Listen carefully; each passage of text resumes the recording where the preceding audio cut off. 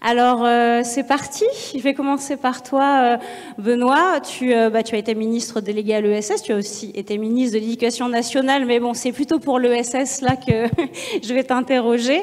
Et puis, plus récemment, tu es directeur général de Singa, une ONG qui défend l'accueil des réfugiés, des personnes migrantes, leurs droits à un accueil digne. Et tu es président d'ESS France.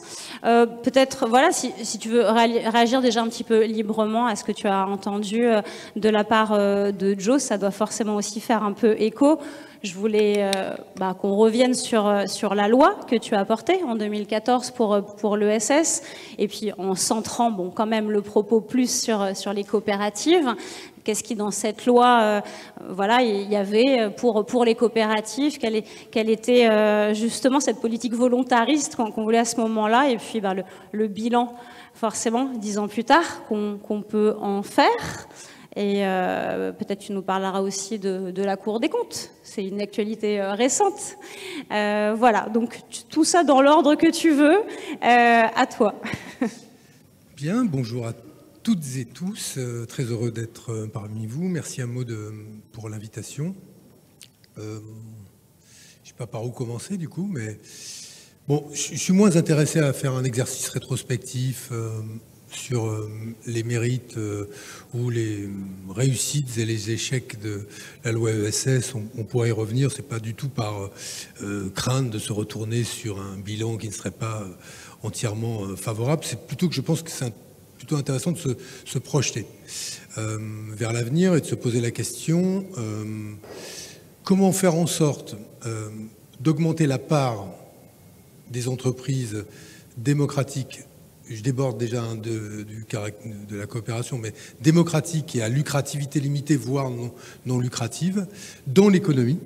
Et à l'intérieur de celle-là, quels sont les secteurs de la coopérative qui peuvent être moteurs de cela ou contribuer à cela.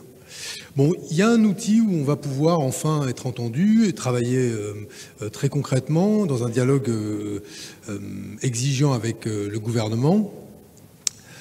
C'est que, honnêtement, on ne s'y attendait pas, mais il y a eu plutôt une bonne nouvelle côté gouvernement, c'est que la ministre de l'ESS, alors maintenant on dit ministre démissionnaire, bon, il ne vous aura pas échappé que Retailleau, même démissionnaire, il fait quand même du mal, donc il faut se méfier de la formule, mais la ministre démissionnaire, Madame Louvagie, a souhaité prendre la balle au ballon de la Commission européenne qui demandait à tous les États membres de se doter d'une stratégie nationale de développement de l'ESS.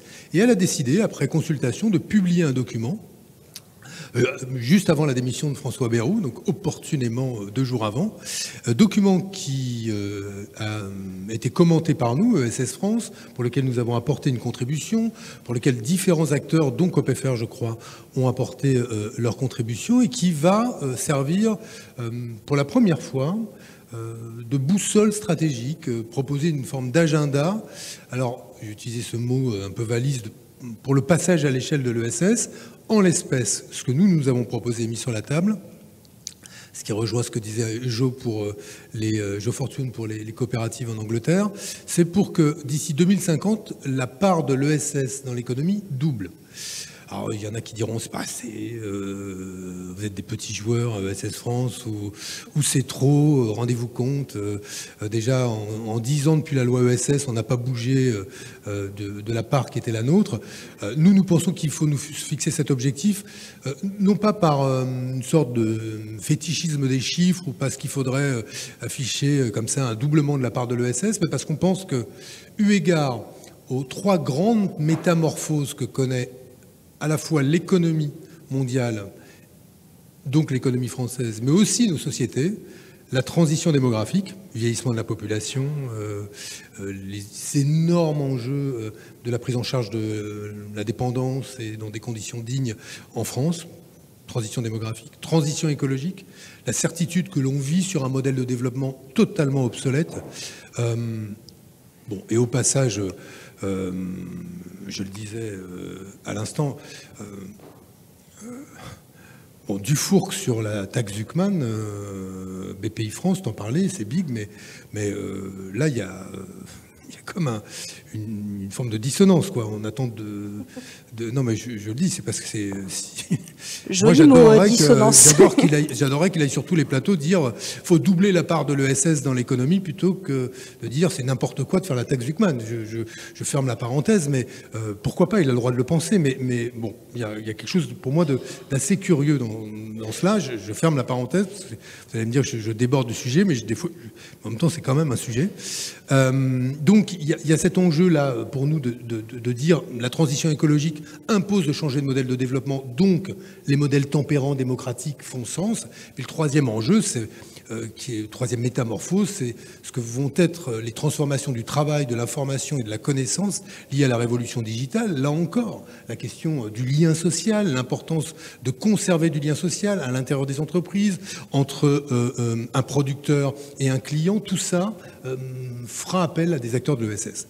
Bon, donc on va avoir, nous, cette boussole-là, qui est celle de la stratégie de développement de l'ESS, comme l'instrument à partir duquel on va pouvoir évaluer nos progrès, c'est le chemin qui reste à parcourir. Et ce qui est intéressant, et je termine par ça, parce que sinon je vais être trop long, mais bon, je vais dire un petit mot sur les coopératives quand même pour finir. Comme Jérôme aura le mot de la fin, il aura tout le loisir de dire je ne suis pas tout à fait d'accord avec Benoît sur ce point. Mais si, c'est mieux, sinon on va croire qu'on est tous d'accord exactement sur tout dans l'ESS. L'info que je voulais partager, c'est que on a enfin un rapport de la Cour des comptes qui dit quel est l'état des transferts publics vers l'économie sociale et solidaire. On le réclamait quand Jérôme était président de l'ESS France, on demandait qu'on objective enfin quelles étaient la réalité de ces transferts publics vers l'économie sociale et solidaire, quand tous ceux qui ne connaissent pas l'ESS disent les pauvres, c'est l'économie subventionnée, je veux dire, ils ont une sorte de perfusion permanente d'argent public, sinon il n'y a pas une entreprise d'insertion, il n'y a pas une asso, il n'y a pas une coopérative, il n'y a pas une mutuelle. Et que dit la Cour des comptes? Et je pense, je le disais hier dans une conférence de presse qu'on faisait, je pense qu'ils n'ont jamais été reçus d'applaudissements pour un rapport que celui-là, donc ils doivent être tout surpris à la Cour des comptes. La Cour des comptes dit le montant des transferts publics, c'est 16 milliards d'euros vers les entreprises de l'ESS. Au total, 16 milliards d'euros. Je rappelle que quand les entreprises de l'ESS sont financées par les pouvoirs publics, c'est la plupart du temps en contrepartie d'une mission d'intérêt général que lui délègue l'État, qui ne veut plus le prendre en charge par les services publics ou souhaite que ce soit des associations qui s'en occupent. Donc il y a des contreparties à ces 16 milliards. 16 milliards pour l'ESS, rapporté au rapport parlementaire sur les aides publiques aux entreprises qui disait quoi? Que le montant total des aides publiques aux entreprises en France, c'est 211 milliards d'euros. Donc aujourd'hui, l'ESS pèse 7% du montant des transferts publics vers les entreprises. Or, l'ESS pèse 14% de l'emploi privé. Ce qui veut donc dire que si vous voulez aller chercher l'économie subventionnée, allez voir M. Martin au MEDEF, mais pas le président de l'ESS France. La réalité de la démonstration de la Cour des comptes, c'est que l'ESS, en dépit du fait qu'elle assure une mission d'intérêt général, qu'elle coproduit l'intérêt général, est moins soutenue par la puissance publique que l'économie conventionnelle. Donc merci à la Cour des comptes, parce que cette démonstration-là, on ne s'y attendait pas dans de telles proportions, honnêtement, mais elle permet d'objectiver aujourd'hui ce qu'est à la fois le poids de l'ESS et la réalité de sa contribution à l'intérêt général. Donc, il y a des marges de manœuvre pour développer l'ESS. Alors, un mot sur les coopératives. La vraie difficulté, comme pour l'ESS en général, mais aussi pour les coopératives, c'est qu'une fois qu'on a dit coopérative, tu vois bien qu'entre la SCOP de Laurence Ruffin et le Crédit Agricole, c'est quand même pas la même mayonnaise, quoi. Et qu'on a des modèles qui reposent sur une gouvernance démocratique, sur une lucrativité limitée ou une non-lucrativité, et un coopérateur au Crédit Agricole ou chez Leclerc ou à la SCOP Alma, il aura une voix, donc une personne égale une voix. Tout ça fonctionne relativement bien, mais après, l'activité de ces différentes coopératives, comme d'autres entreprises de l'ESS, mais en particulier pour les coopératives, quand on est une coopérative agricole, une coopérative bancaire ou une coopérative de production, elle n'a pas forcément le même impact sur les écosystèmes naturels, les écosystèmes sociaux. Je vais prendre un exemple, alors c'est le seul exemple qui va être un peu disgracieux, mais bon, quand tu prends l'empreinte carbone du Crédit Agricole liée à ses émissions indirectes en raison de ses financements ou de ses investissements dans les énergies fossiles, on doit être sur une empreinte carbone comparable à celle de la France. Donc le modèle démocratique, y compris pour l'ESS, ne prémunit pas d'un certain nombre, comme ça, comme par magie, d'un certain nombre d'externalités négatives. Ça doit nous amener à quoi? Non pas à dire « Ah, c'est pas bien, ils sont vilains, eux aussi », et se dire qu'il n'y en a pas un pour sauver l'autre. Au contraire, c'est de réfléchir de quelle manière, par la gouvernance démocratique justement, par l'instrument de la démocratie, par la non-lucrativité, on reprend un chemin plus vertueux, c'est-à-dire on réoriente un certain nombre des choix économiques, des choix d'investissement de l'ensemble du monde coopératif et de ces acteurs qui ont pu prendre des décisions qui sont des décisions qu'on peut juger aujourd'hui comme des décisions néfastes, notamment pour la question écologique et environnementale. Et c'est là où French COP, c'est une super idée. Et je le dis, c'est une super idée. Alors, je ne sais pas si ça vous amènera Macron, je ne sais pas si c'est souhaitable d'ailleurs, mais au chevet de French COP comme il était au chevet de French Tech. Mais je rappelle juste ce chiffre. Et là, vous allez me dire, Hamon, il dit, bon, le Crédit Agricole, ceci, mais après, il utilise le Crédit Agricole dans la démonstration que je vais vous faire maintenant. Mais quand même, selon la Banque de France, pour reprendre ce que tu disais tout à l'heure, selon la Banque de France, le chiffre d'affaires cumulé de toutes les startups en France, c'est 20 milliards d'euros. 20 milliards d'euros. C'est pas mal quand même. Non mais moi, c'est pas moi, hein, c'est la Banque de France qui le dit. Donc c'est pas Benoît Hamon qui a été sur ChatGPT, dis-moi ChatGPT. Vivement d'ailleurs un outil d'intelligence artificielle coopératif ou de l'ESS, mais bon. Bon, voilà, donc c'est la Banque de France qui dit ça. Et quand on va sur le site de COPFR, tu me corriges si je me trompe, Jérôme, mais le chiffre d'affaires cumulé des coopératives en France, c'est 360 ou 380 ? 360 milliards d'euros. Donc si vous avez le sentiment que le monde coopératif jouit de 15 fois plus d'intérêt que le monde des startups de la part des acteurs publics, réveillez-moi, parce que moi, ça m'est pas apparu comme évident. Mais ça dit aujourd'hui, c'est que le poids économique de ce secteur. Et en disant le poids économique de ce secteur, ça dit la force de propulsion, la capacité d'entraînement qu'il a sur le reste de l'économie. Si nous considérons aujourd'hui que la transition écologique suppose de faire pivoter bien au-delà de l'ESS sur la question écologique et la question sociale, qu'il va falloir construire des partenariats, des coalitions, hybrider un certain nombre de modèles entrepreneuriaux, nous aurons besoin de cette force de propulsion. Et c'est pour ça que quand je me permets parfois, justement, par rapport aux objectifs qui sont les tiens, de dire oui, on n'est pas vertueux, c'est pas pour dire que nous aussi on n'est pas bien et que c'est foutu, c'est au contraire pour dire qu'à partir de cela, et du fait qu'on a un cadre qui est celui de nos instances, qui est celui d'appartenir au même monde, celui de la coopération, de l'économie sociale et solidaire, on a un cadre, nous, pour trouver un chemin d'amélioration, la stratégie de développement de l'ESS, et à travers ce chemin d'amélioration, essayer de jouer les locomotives pour l'économie entière et en embarquant le plus grand nombre d'acteurs de l'ESS et du monde coopératif. Et c'est pour ça que French COP, c'est génial. Je le dis, je trouve que c'est une super bonne idée.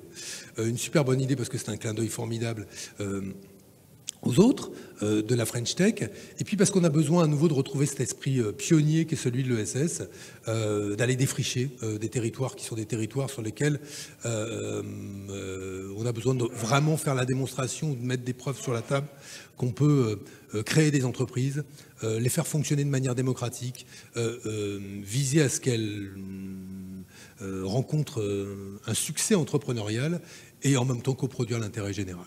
Et ça, je crois que, bon, Maud, toi tu le fais, ça on le sait tous, à titre personnel et avec la Belle Emmaüs et avec les licornes, mais là avec French COP, je trouve que c'est positif que le mouvement coopératif réapparaissent dans le débat public avec des initiatives pionnières et susceptibles d'agréger bien au-delà du monde coopératif autour de vous. Voilà, j'étais trop long, 1000 excuses. Merci beaucoup Benoît.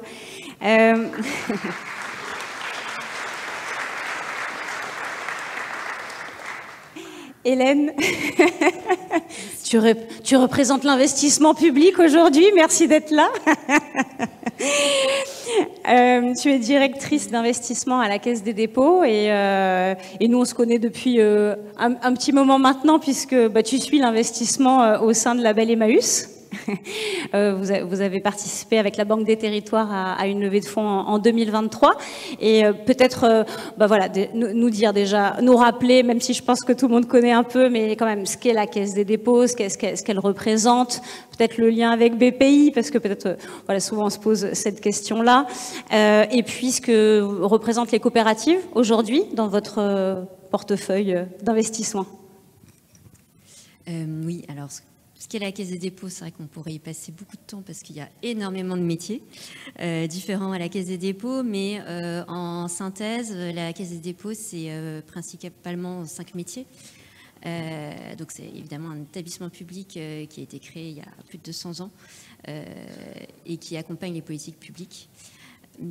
Et donc parmi ces métiers, il y a la gestion d'actifs quand même, la gestion des livrets A pour permettre le taux, la rémunération du livret A. La gestion de participation stratégique, donc il y a la Poste par exemple dans les participations de la Caisse des dépôts. Il y a également la gestion de quelques caisses de retraite et d'actions dans la formation professionnelle.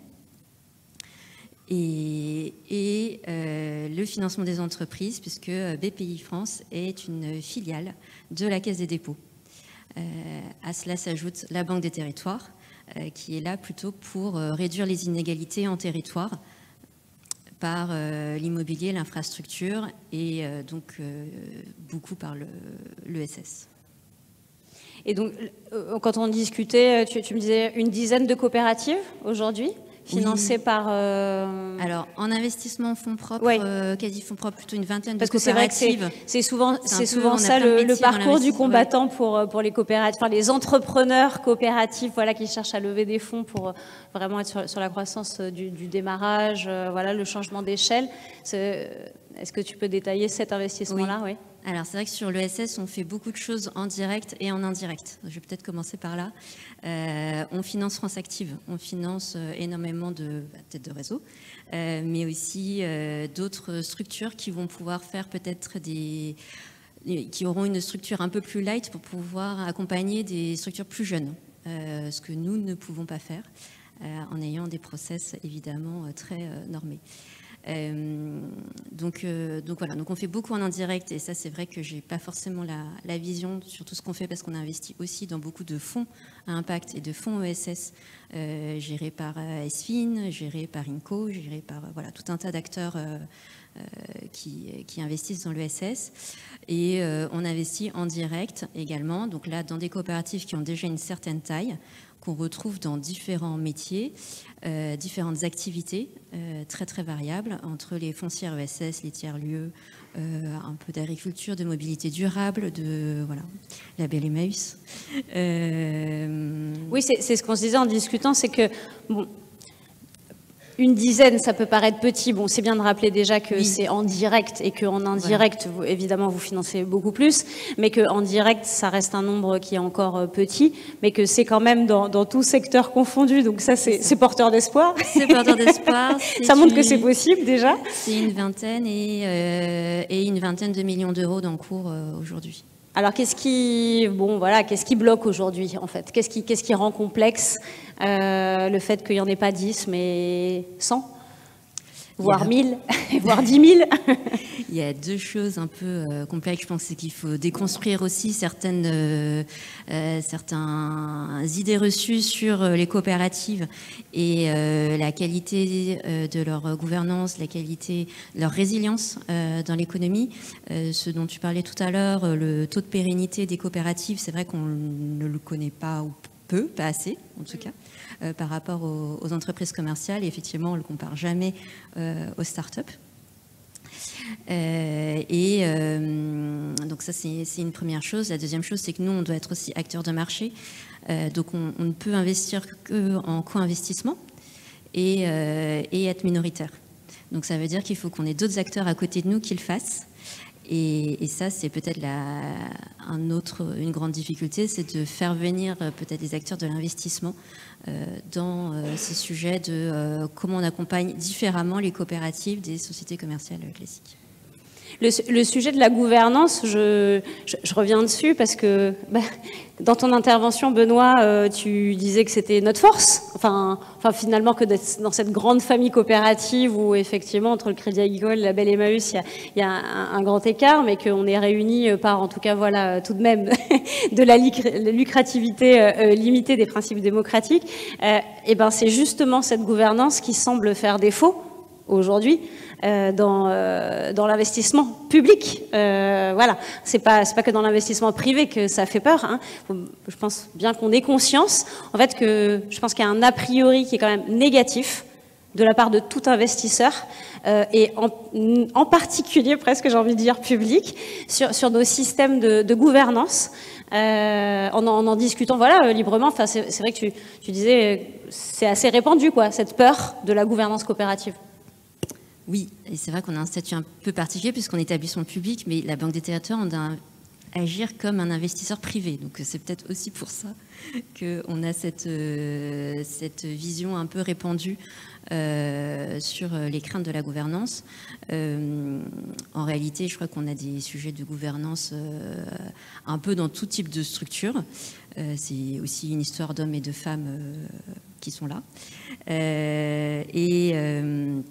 Et c'est vrai que les investisseurs, d'une manière générale, ont l'habitude de mettre de l'argent et de vouloir avoir une voix qui pèse à hauteur de ce qu'ils ont mis comme argent dans la structure. Donc, c'est aussi un changement de paradigme, je pense, pour beaucoup. Enfin, voilà, c'est bien qu'on l'ait tous en tête, aussi individuellement en tant qu'entrepreneur, quand on discute avec des investisseurs, et de ne pas partir du principe que ça va rassurer notre gouvernance. Ça va plutôt effrayer, visiblement. Enfin, sur les données, je trouve que c'est assez intéressant de voir. C'est vrai que je pense que c'est assez répandu quand même, cette connaissance dans le monde coopératif du taux de pérennité à 5 ans, qui est beaucoup plus important, parce qu'on a parlé des startups, mais si on prend une entreprise classique, c'est 61%, le taux de pérennité à 5 ans, contre donc 79% pour les coopératives. Ça, on le sait pas mal quand même dans notre secteur, on le dit souvent, mais c'est vrai que dans tous les échanges que j'ai pu avoir avec des investisseurs, j'ai jamais eu l'impression que c'était quelque chose de connu ou voire même que c'était cru, quoi. Enfin, alors que pourtant ce sont les chiffres de la Banque de France. C'est vrai, et je dirais même qu'au contraire, l'outil titre participatif fait peur, je pense, à beaucoup d'investisseurs, puisque le remboursement est au minimum à 7 ans et à la main de l'émetteur. Et ça fait partie des choses qui donnent l'impression que c'est très risqué. Ouais, donne l'impression que c'est très risqué. Tout ça, voilà, c'est des états d'esprit, c'est le niveau de confiance, de toute façon, dans l'investissement aussi, et l'image qu'on a, l'imaginaire qu'il y a. Merci déjà pour tous ces éléments, Hélène. Du coup, j'en viens à Impact France. Malo Bourrel, donc toi, tu es responsable des relations publiques, relations presse. Et merci encore de remplacer Caroline, à qui on souhaite un bon rétablissement. Peut-être tu peux nous réexpliquer rapidement ce qu'est Impact France et voilà, quelles sont vos revendications un petit peu principales. Comment ça peut faire un lien aussi sur certaines choses avec cette fameuse French Cop. Enfin, notamment, vous avez lancé une initiative des impacts 40-120, c'est un petit clin d'œil au Next 40 120 de la French Tech, ces fameuses futures licornes valorisées à plus de 1 milliard. Donc vous avez vos impacts 40-120 avec vos licornes à impact en fait. Voilà, donc est-ce que tu peux nous parler un peu aussi de cette initiative ? Oui, bonjour à toutes et à tous, et d'abord peut-être un petit mot simplement pour excuser Caroline Néron qui se faisait une joie de venir aujourd'hui pour discuter avec Hélène et Benoît, mais qui a un empêchement médical, donc ce sera moi qui vais prendre la parole pour le mouvement Impact France. Pas facile de passer après Benoît, pas facile de passer après Hélène, mais peut-être en quelques mots, simplement vous expliquer pour celles et ceux qui ne connaissent pas le mouvement Impact France, qui nous sommes. Nous, on est né en 2020 d'un constat, celui qu'il y avait de plus en plus d'entrepreneurs, de dirigeants d'entreprises, d'organisations qui ne se sentaient plus représentés, plus défendus par les organisations patronales traditionnelles, les organisations d'employeurs traditionnelles. De ce constat, nous avons donc lancé le mouvement Impact France afin de construire un mouvement d'entreprises, d'organisations alternatifs à ces organisations pour vraiment porter la voix de ces dirigeants auprès des décideurs politiques, auprès des décideurs économiques. Ces dirigeants, ils sont adhérents au sein du mouvement Impact France, ils sont réunis aujourd'hui parce qu'ils ont la conviction qu'il y a un besoin d'assurer la pérennité de leur entreprise tout en intégrant les grandes transitions qui sont actuellement en cours. Donc aujourd'hui, on va représenter plus de 30 000 entreprises qui réunissent l'ensemble des strates de ce qu'on pourrait appeler l'économie engagée, des organisations, entreprises sociales, d'utilité sociale au sens notamment de la loi de 2014 de Benoît Hamon, en passant par la société à mission. L'idée, c'est vraiment dans le rapport de force, parce qu'on est aussi dans un rapport de force avec d'autres forces économiques qui sont très puissantes, c'est réunir l'ensemble de ces acteurs. Et d'abord, pour une vision commune, cette vision que j'ai déjà un petit peu explicitée et qui est globalement de se dire qu'aujourd'hui et demain, c'est plus possible que l'impact des entreprises, l'impact des organisations, l'engagement constitue encore un désavantage, en tout cas c'est le cas très souvent, et qu'il y a un enjeu vraiment de renverser ce qu'on peut appeler une primovis, donc ce que nous on appelle un avantage compétitif à mal faire. Certains d'entre vous connaissent peut-être Julia Faure, notre coprésidente, qui parle beaucoup de ces sujets-là. Donc l'avantage qui est souvent donné aux entreprises de délocaliser, de polluer, de peut-être moins bien payer ses salariés, et qui a un enjeu de retourner, de changer de paradigme et d'aller sur un système d'une compétitivité qui soit davantage fondée sur l'intégration des grandes transitions écologiques et sociales en cours. Donc voilà rapidement pour présenter le mouvement Impact France. En quelques mots, c'est bien plus large que ça. Et peut-être sur ta question, Maud, effectivement, nous, ce secteur de la French Tech, on le connaît très bien. Historiquement, pour nous, c'est un sujet qui est assez fort, parce que historiquement, simplement pour que vous l'ayez en tête, nous, on est né en 2020 de la fusion de deux organisations, le mouvement des entrepreneurs sociaux, donc le MOVES de l'époque, peut-être que certains d'entre vous l'ont en tête, et Tech for Good France, qui était à l'époque, et qui est aujourd'hui incorporé au sein du mouvement Impact France, l'organisation des entreprises de la tech qui s'engageaient au sein de la French Tech pour un numérique plus responsable, pour l'intégration des enjeux environnementaux et sociaux au sein des modèles d'affaires, globalement pour mettre la tech au service de l'intérêt général, de l'intérêt commun. Donc historiquement, nous, on a toujours un petit peu challengé le modèle dominant, ce modèle de la French Tech, par ce biais-là notamment. Et c'est vrai que depuis quelques années, depuis 2017 et surtout, nous on a vu une vraie différence aussi depuis 2020-2022, où on a vu une volonté politique très forte, pardon si je ne parle pas dans le micro, une volonté politique très forte, un fort volontarisme pour soutenir les innovations de tech, d'hypercroissance, et donc tout l'écosystème qui est aujourd'hui représenté au sein de la French Tech et de leurs organisations représentatives.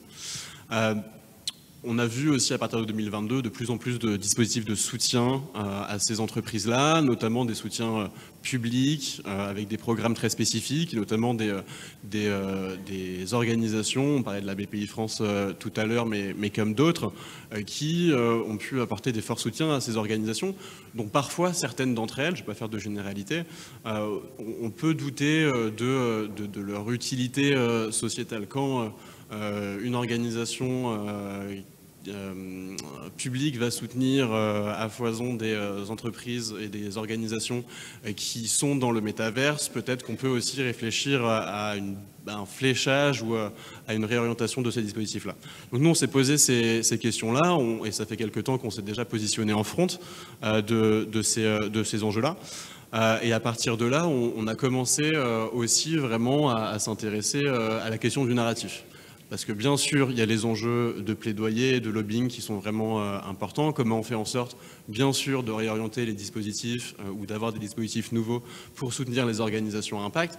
Mais tout ça, ça appelle, et c'est ce que vous faites très bien avec French Coop, dont on est très fan, et dont je suis très fan également personnellement, c'est comment s'appuyer sur l'existant pour imprégner un narratif qui fasse en sorte de rendre ces organisations, en tout cas dans le langage commun et dans le narratif, aussi désirables au regard des objectifs qui sont poursuivis par les politiques publiques.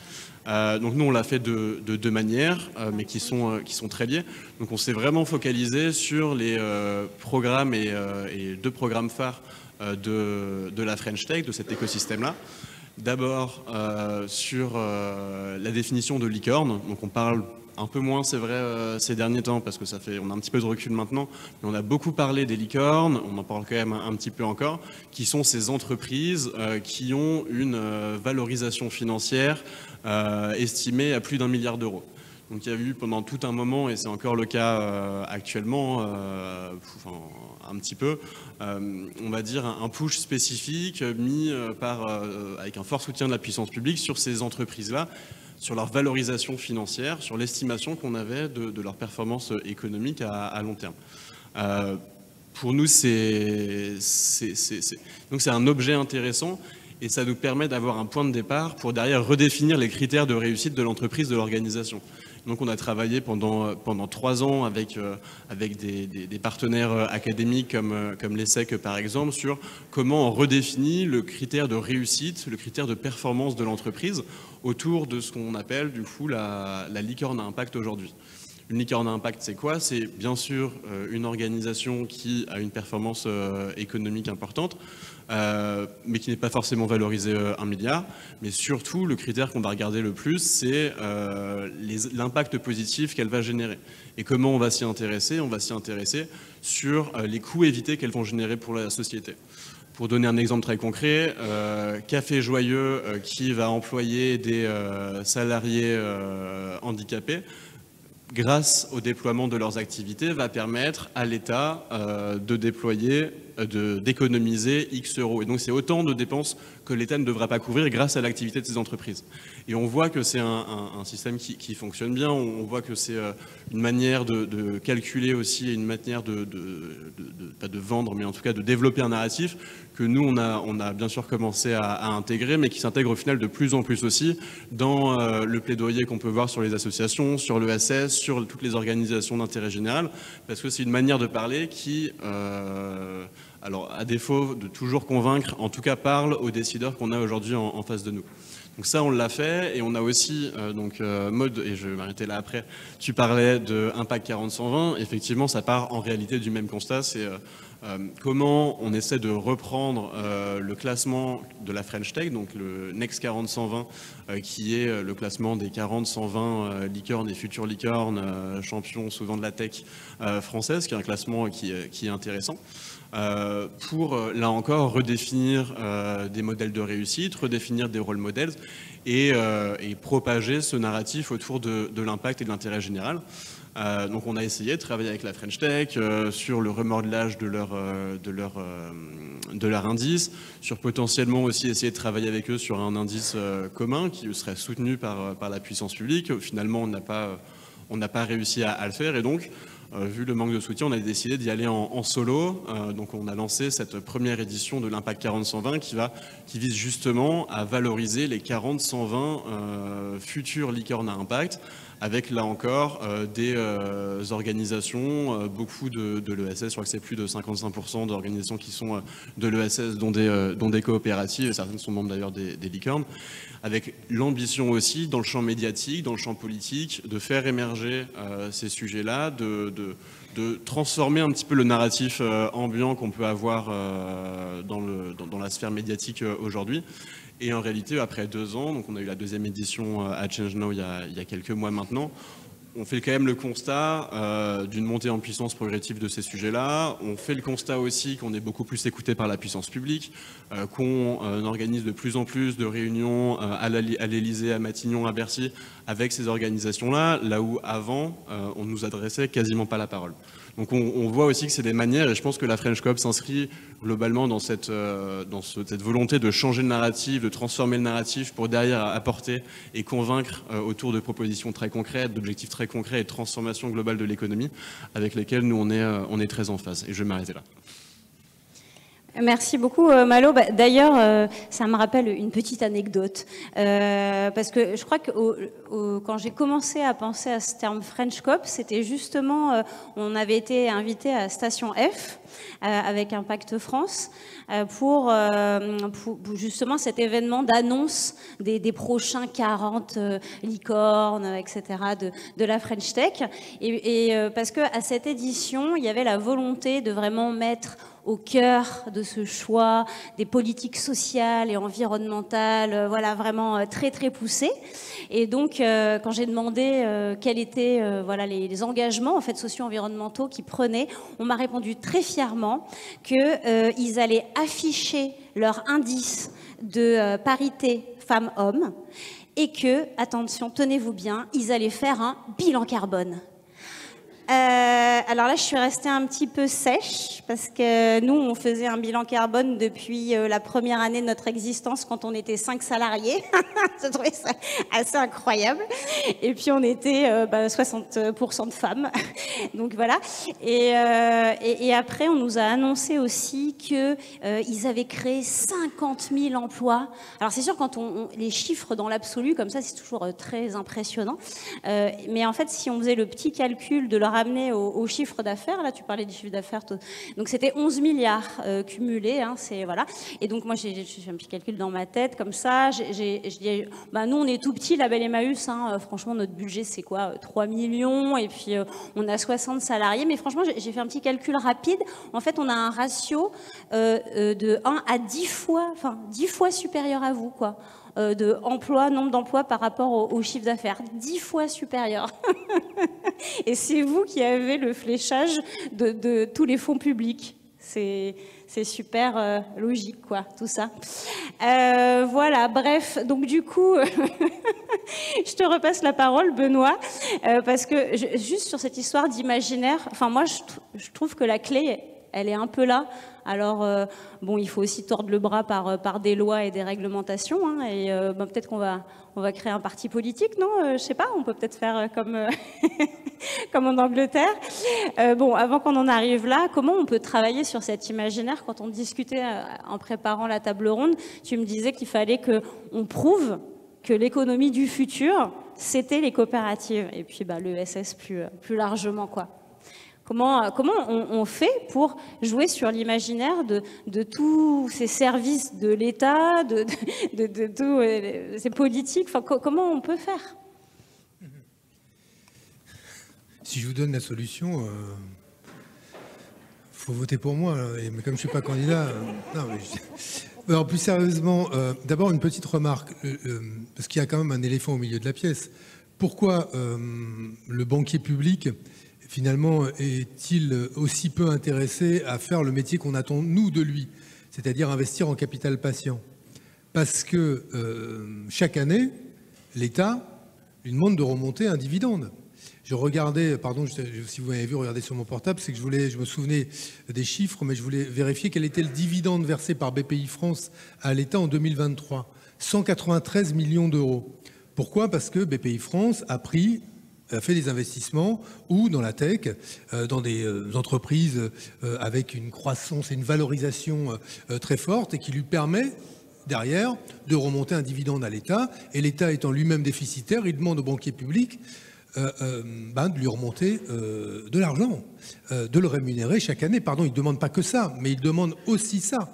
Ce qui veut donc dire que les principaux flux ne sont pas forcément orientés là où nous aurions besoin d'investir, par exemple, dans les réponses au vieillissement de la population, dans la transition écologique, là où on a besoin donc de capital patient, parce que le problème d'investir dans l'ESS, c'est que vous ne pouvez pas attendre d'un investissement dans l'ESS de faire la bascule. Ça vous rapportera pas beaucoup et vous ne pourrez pas remonter un dividende important. Donc, le sujet, il est parfois moins d'incriminer BPI France que d'incriminer le fait que la doctrine d'investissement, qui est celle de BPI France, est inspirée par des choix politiques qui commandent à BPI France notamment de remonter un dividende qui s'inscrit aujourd'hui dans la lutte contre les déficits publics, encore que, je veux dire, de ce point de vue-là, Bpifrance aura fait ce qu'elle peut, ça n'a pas empêché les déficits de se creuser, mais en tout cas, voilà, je précise cela parce que sinon on ne comprend pas parfois pourquoi finalement des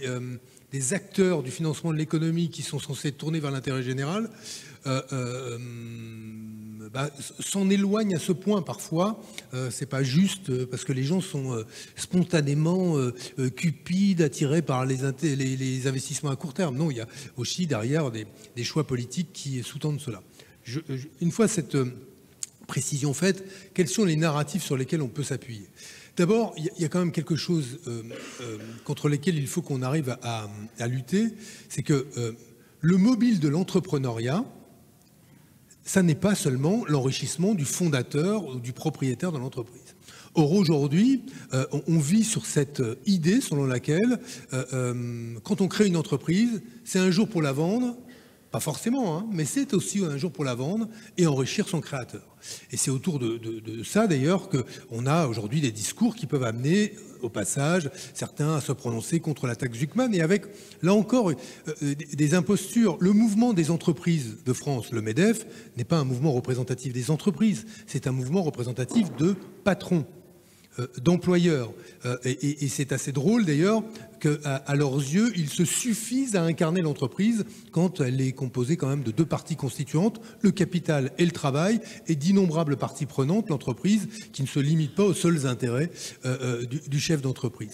Donc on a dans la culture entrepreneuriale aujourd'hui en France quelque chose qui finalement nous éloigne de l'entrepreneuriat collectif, nous éloigne aussi de cette idée selon laquelle, ce qui est le cas dans l'ESS, quand vous mettez beaucoup d'argent sur la table, vous attendez dans l'entreprise à avoir autant de pouvoir que vous avez mis d'argent sur la table. J'ai mis 2 fois plus d'argent que vous, Madame Sarda, il est normal que j'ai 2 fois plus de droits de vote, vous comprenez bien. Et là, dans l'ESS, quoi non, le capital que l'on met ne vous donne qu'une voix. Et quand bien même j'en ai mis 2 fois plus que vous, Madame Sarda, vous avez la même voix que moi. Et bien évidemment, tout ça vient heurter la conception qu'on a du pouvoir dans la société, dans l'entreprise. Et c'est donc une culture économique et entrepreneuriale qu'il faut transformer.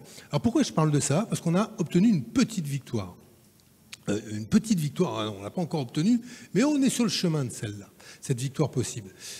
Quand j'étais ministre, on s'était battu à l'initiative de beaucoup d'économistes hétérodoxes pour que l'on crée au sein du CNU, le Conseil national des universités, une nouvelle section qui s'appellerait Économie et société, de façon à arracher la recherche économique à ce qu'était la domination des modèles néolibéraux. Et au fait, aujourd'hui, que les orthodoxes ont pris le pouvoir et qu'il est très difficile de développer de la recherche économique qui hybride les disciplines, sociologie, anthropologie, géographie, économie, pour sortir aussi de cette sorte de religion mathématique qui est celle de l'économie. Et dans la stratégie nationale de développement de l'ESS, quelle n'a pas été ma surprise, je ne m'y attendais pas, on avait proposé ça au gouvernement, ils ont repris cette proposition-là, et le fait demain de pouvoir être en capacité de penser l'économie en regard d'autres disciplines est un des instruments par lesquels on va réussir, je pense, à oxygéner aussi l'approche que l'on a de l'entreprise, de la production, bon, j'en passe, de l'économie en général. Alors vous allez me dire, c'est du long terme, mais on ne peut pas juste... bon, tout ne va pas changer, même si vous mettez le NFP au pouvoir, quoi, du jour au lendemain. Il y a quand même des éléments de culture politique. Non, je dis ça au cas où ce soit l'attention de quelques-uns d'entre vous, ce qui est parfaitement louable d'ailleurs. Mais comme je ne fais plus de politique, je me projette sur des choses comme ça, des hypothèses, comme on dit. Donc, il faut essayer de penser aussi le long terme. La dernière chose, et c'est là où on doit travailler maintenant plus concrètement, il y a des domaines dans lesquels on peut permettre le développement des modèles coopératifs. Pourquoi? Parce qu'à l'évidence, les modèles coopératifs correspondent à ce que sont les besoins économiques, les besoins sociaux et les besoins écologiques. Je ne sais pas si on peut parler des besoins écologiques ou des besoins environnementaux. Le champ des énergies citoyennes, je crois que c'est Joe Fortune tout à l'heure qui parlait de la propriété citoyenne de l'énergie, mais on voit bien que le modèle des SIC ou des SCIC, peu importe comment vous l'appelez, est un modèle particulièrement approprié pour développer ces filières industrielles des énergies renouvelables et des énergies citoyennes. Le champ de la sécurité alimentaire, de la démocratie alimentaire, de la sécurité sociale alimentaire, là encore, est un champ de développement naturel, évident pour les modèles coopératifs. Et donc je crois qu'il faut qu'on sache identifier les secteurs dans lesquels nous avons besoin de développer une offre industrielle. Industrie ne veut pas dire forcément pollution, hein, qu'on soit clair, mais une offre industrielle structurée des industries nouvelles qui soit capable d'apprivoiser la transition écologique et aussi d'être hospitalière aux modèles qui sont les nôtres, c'est-à-dire des modèles démocratiques, coopératifs, collectifs. Et c'est comme ça qu'on arrivera à organiser le passage à l'échelle des modèles coopératifs. Et puis alors, dernier secteur, mais bon, là vous le connaissez, on en a parlé ici, à plein d'autres endroits, mais évidemment, là où les coopératifs doivent se développer, ce sont les médias. Parce que si on veut changer aussi la culture de l'économie, il est important d'abord de garantir l'indépendance des rédactions par rapport à celui qui détient le capital. Bon, là, tout le monde aura vu vers qui on se tourne, c'est-à-dire la totalité des propriétaires de médias quasiment aujourd'hui, à l'exception de quelques-uns, et louons-les, ceux qui résistent. Mais dans le champ des médias, les modèles coopératifs sont des modèles qui trouvent aussi, ou peuvent trouver à s'épanouir avec une grande utilité sociale et une grande utilité démocratique, puisqu'ils nous permettraient de retrouver un peu de diversité et d'indépendance médiatique et en tout cas journalistique. Merci. On va finir, du coup, on peut déborder un petit peu. Il y a un maître du temps ici. Chahine a disparu ou pas? Parce qu'on a commencé avec du retard, donc on a le droit à 10 minutes de plus. 5, c'est tout? Waouh, il est dur aujourd'hui. Bon, au moins qu'on ait quelques minutes sur les pistes de ce qu'on pourrait demander. Enfin voilà, demain, si on a un manifeste d'une page sur la politique publique French Cop et qu'on soumet ça, allez, je ne sais pas, à tous les think tanks qui alimentent les partis politiques pour que peut-être des candidats aux élections présidentielles se prononcent sur ce petit programme coopératif. Voilà, bon, c'est une piste. Qu'est-ce qu'on pourrait y mettre et bon, notamment sur l'aspect financement. Hélène, comment si on revient sur les thèses d'investissement, notamment ce dont on a discuté revient un petit peu dans ce que tu as dit sur les durées d'investissement aussi qu'on se donne. Comment l'État peut aussi faciliter le financement, l'investissement public. Oui, c'est vrai qu'on est sur plusieurs choses un peu paradoxales sur l'investissement. Encore une fois, nous, on soutient beaucoup la transition écologique, la cohésion sociale et la souveraineté économique. Donc, c'est là-dessus qu'on peut tout à fait retrouver les coopératives.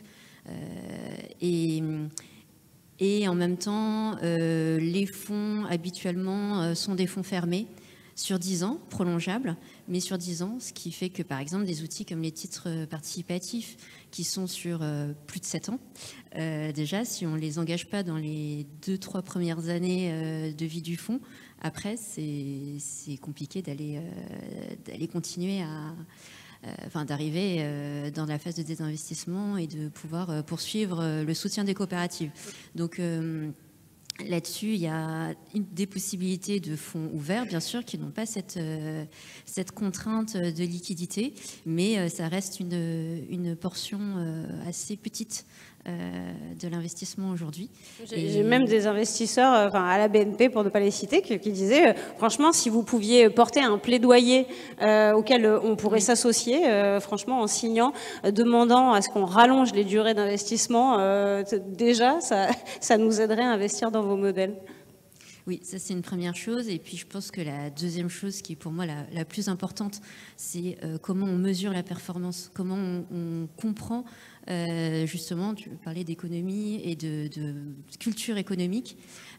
Comment est-ce qu'aujourd'hui on se base sur autre chose que, je jargonnais, mais du TRI, du taux de rendement interne de son investissement, donc des flux financiers purs, sans vraiment mettre en avant, alors on parle de la mesure d'impact qui est un peu on va dire ad hoc. On a envie de dire qu'on a tant de % de femmes dans son entreprise, dans sa gouvernance, qu'on réalise un bilan carbone, mais ce n'est pas complètement accolé à cette rentabilité. Et ça, je pense que si on arrive déjà à le mesurer dans tout ce qui est ESS, impact, et donc a fortiori dans les coopératives, on pourra déjà démontrer l'importance des coopératives dans l'économie d'une manière générale et par ailleurs travailler aussi sur des modèles qui permettent de mieux reconnaître l'action, le véritable impact, les véritables externalités de ce mode d'entreprendre. Merci Hélène. Vraiment pour finir 1 minute ou 2, Malo, je suis désolée si on va avoir le temps d'accueillir Jérôme aussi sur la conclusion. Comment vous pensez continuer à apporter votre plaidoyer à Impact France pour nous donner aussi des pistes de réflexion sur comment porter le nôtre, et qui peut se rejoindre d'ailleurs sur plein d'aspects. Complètement, je pense qu'il y a beaucoup de choses qui ont été dites. Il y a un premier point qui a été soulevé par Benoît qui est à mon sens indispensable. Dans une situation stable, on a besoin d'objectifs qui soient très clairs. Benoît parlait de doubler la part de l'ESS au sein de l'économie. Ça, c'est un objectif qui est très clair. Et si on a un objectif derrière, se donner les moyens de l'atteindre. Mais du coup, ça nous donne des possibilités alors je ne vais pas dire pression, mais en tout cas une faculté de pousser pour atteindre ces objectifs que le politique public va se doter. On n'est pas aujourd'hui encore arrivé là. On est dans un système, dans une situation politique qui est instable aujourd'hui. Si je regarde court terme, voire très court terme, on a un budget à adopter. Les organisations à impact, elles ont besoin d'un cadre clair, qui soit cohérent, qui, je l'ai dit tout à l'heure, transforme les règles du jeu de l'économie. À court terme, si on peut déjà avoir à minima une stabilisation des crédits et des programmes et dispositifs de soutien aux organisations à impact et de transformation de l'économie, ce serait déjà quelque chose de plutôt positif. Si on arrive en plus, et je pense, et nous on pense au mouvement Impact France, que l'État en bénéficierait notamment en termes d'économie budgétaire, si on pouvait aussi bien regarder l'ensemble des financements, des dispositifs de soutien à l'innovation et aux entreprises de manière générale pour envisager une réorientation de certains de ces dispositifs, notamment sur les organisations à impact, ce serait aussi une bonne chose. Je pense au dispositif Jeune Entreprise Innovante. Nous, on va continuer de pousser pour une réorientation du dispositif, pour avoir un dispositif Jeune Entreprise Innovante à impact. Sur le crédit d'impôt recherche, qui est aussi une niche fiscale très importante, qui a des effets positifs, mais qui représente 7,2 milliards, je crois, d'euros en 2022.